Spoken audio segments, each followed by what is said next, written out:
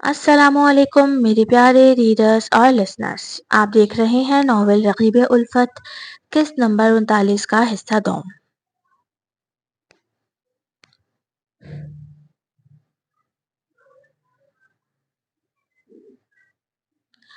ایشال، گل رانا اور اشما اپنے اپنے کمروں میں بیٹھی اپنے شوہروں کا انتظار کر رہی تھی. سب کے سویٹس الگ الگ تھے، جبکہ ساجدہ بیگم اور حسن الگ روم میں تھے. ذاکرہ اور ارمان الگ روم میں. رومانہ اور رومان کو ارمان اپنے ساتھ لے آیا تھا اپنے روم میں. وہ لوگ باتیں کر رہے تھے، مستیاں کر رہے تھے. یہ بڈھی آنٹی کون ہے؟ رومان نے ارمان کے کان میں پوچھا. او بری بات رومی، ایسے نہیں بولتے، یہ آپ کی دادی جیسی ہیں. او اچھا، رومان نے سوچ کر بولا. پھر تھوڑی دیر میں ہی وہ ذاکرہ بی کے پیچھے کھڑا تھا. دادی!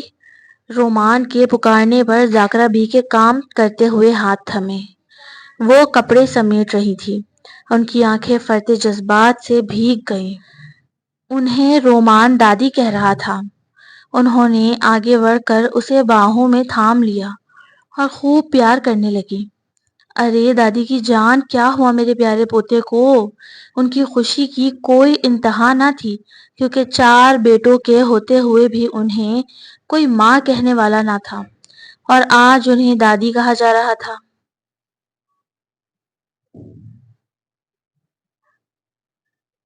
ساجدہ بیگم نے غصے کے عالم میں تینوں بیٹوں کو بلوایا.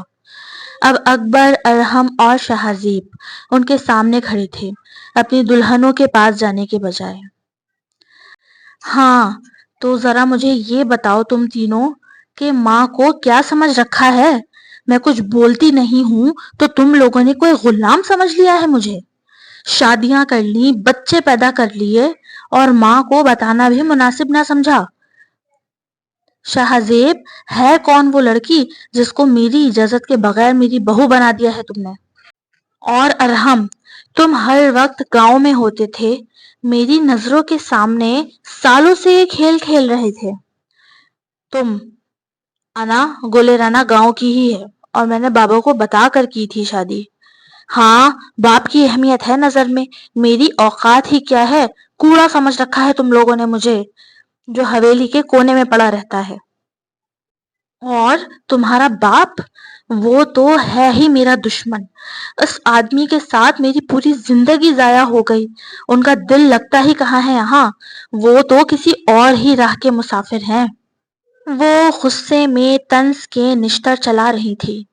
سمجھ ہی نہیں آ رہا تھا کہ کیا بولے جا رہے ہیں. اکبر ضبط اور خاموشی سے سن رہا تھا. اور انا، میری بیوی کا نام پتہ بھی جان لے، وہ اشما بھابھی کی بہن ایشال ہے. شہازیب کا کہنا تھا کہ سلطانہ بیگم ہتے سے اکھڑ گئیں. انہوں نے شہزی کے چہرے پر تھپڑ رسید کیا اور بولی. تمہاری اتنی ہمت، تم نے اس ونی کی آوارہ بہن سے شادی کر لی؟ اور تم اکبر، تم کو تو میں اپنا دودھ نہیں بخشوں گی. تم نے اس 2 کوڑی کی ونی کو جو آج مقام دیا ہے، تم نے میری تذلیل کی ہے. انا، جس کو آپ 2 کوڑی کا کہہ رہی ہیں، وہ میرے بیٹے کی ماں ہے. اس کے لیے میں یہ لفظ کسی کے منہ سے سننا پسند نہیں کروں گا. اور آپ کو اب تکلیف کیا ہے؟ چاہے ایشال ہو یا اشما، اب کوئی ایسی بات ہی نہیں ہے کہ اسے آپ ایک لفظ بھی کہیں. ان دونوں کا بھائی باعزت بری ہو چکا ہے. اور رہی بات دودھ نہ بخشنے کی، میرے رب نے میرے لیے آپ کے جسم سے غذا کا انتظام کیا تھا. میں آپ کا نہیں، اپنے رب کا مقروض ہوں اور شکر گزار ہوں. میں کسی کے ساتھ ناجائز کروں، غلط کروں تو میری پکڑ بھی وہی کرے گا. ایسی باتیں کر کے آپ مجھے بلیک میل نہیں کر سکتے. اکبر نے سلطانہ کو ہری جھنڈی دکھائی تھی. میں نہیں جانتی، ابھی اور اسی وقت طلاق دو تم دونوں سلطانہ کی بیٹیوں کو. وہ ہذیانی ہو کر بری طرح دھاڑ رہی تھی.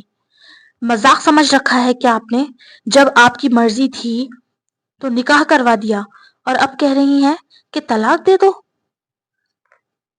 میں اشما کو مرتے دم تک نہیں چھوڑوں گا۔ وہ صرف میرے بیٹے کی ماں نہیں، میری محبت ہے، اور ابھی وہ امید سے ہے۔ بہت جلد میرے ہاتھوں میں میری دوسری اولاد بھی ہوگی۔ اکبر کی بات سن کر شاہزیب اور ارحم نے مسکرا کر ایک دوسرے کو دیکھا اور گلے سے لگایا۔ وہ دونوں اتنی بڑی خوشی کا سن کر بہت خوش ہوئے تھے۔ وہیں دور کھڑے حسن صاحب بھی بہت خوش تھے۔ وہ ابھی ابھی کمرے میں داخل ہوئے تھے۔ وہ نہیں جانتے تھے کہ ساجدہ کس طرح تینوں کو کھڑا کر کے ٹارچر کر رہی ہیں۔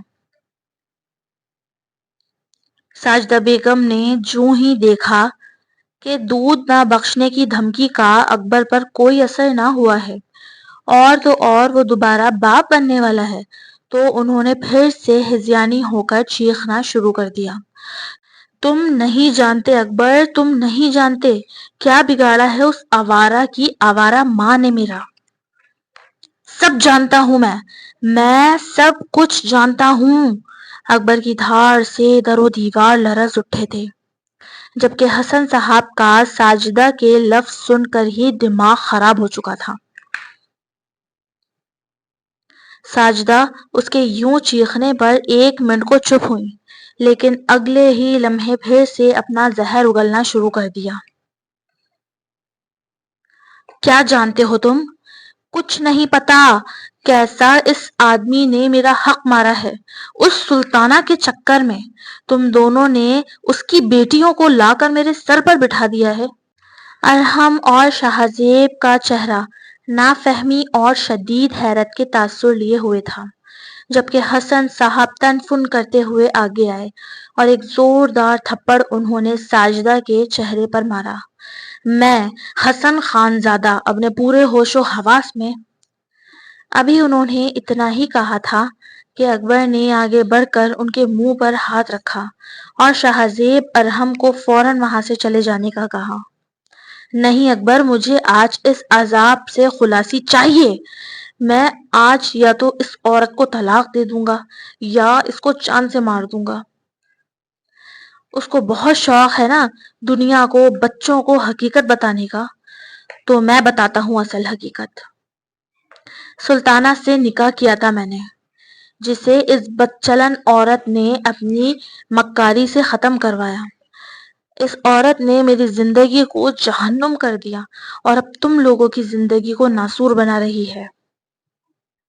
حسن صاحب اور بھی بہت کچھ بولتے، لیکن اکبر نے ارحم کو اشارہ کیا کہ انہیں لے کر دونوں فوراً یہاں سے جاؤ۔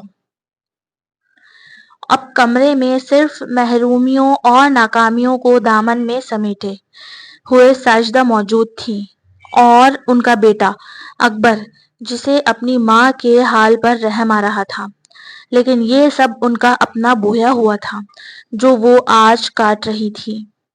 وہ اپنا سر پکڑ کر صوفے پر بیٹھ گئیں اور رونے لگی۔ اکبر نے ایک لمحے کی خاموشی اختیار کی اور پھر بولا، انا، میں ہر بات جانتا ہوں۔ سلطانہ آنٹی اور بابا کا نکاح، پھر آپ کی ان سے شادی،